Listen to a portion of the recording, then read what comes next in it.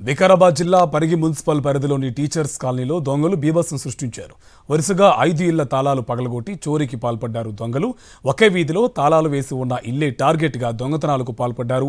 5 ఇళ్లలో కలిపి 10,000 నగదు చోరీ చేశారు. దొంగల కదలికలను సీసీ కెమెరాలో రికార్డ్ అయ్యాయి. చోరీలు జరిగిన విషయం తెలుసుకున్న పోలీసులు ఘటనా స్థలానికి చేరుకుని చోరీ వివరాలు తెలుసుకుంటున్నారు. గత కొన్ని రోజులుగా వరుస చోరీలు జరిగిన పోలీసులు ఛేదించలేకపోయారు. వరుస చోరీలతో కాలనీ వాసులు బెంబేలెత్తిపోతున్నారు. కాలనీలో పోలీసులు గస్తీ పెంచి ప్రజలకు భరోసా కల్పించాలని స్థానికులు కోరుతున్నారు.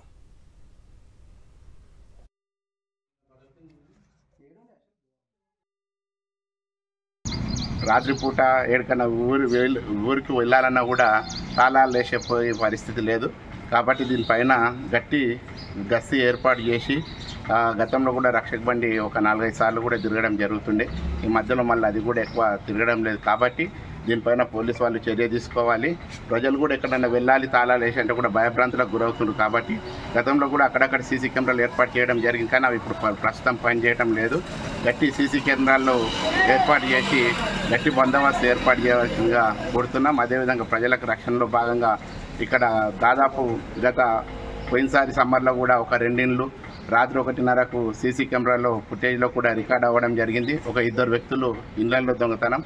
ఈ విధంగా వరుసగా చోరీ కావడంతో కాలనీలో ఉన్నటువంటి జనాలు భయభ్రాంతులకు గురవుతుంది. కాబట్టి దీనిపైన పోలీసు వాళ్ళు కఠిన చర్య తీసుకోవాలని కోరుతున్నారు.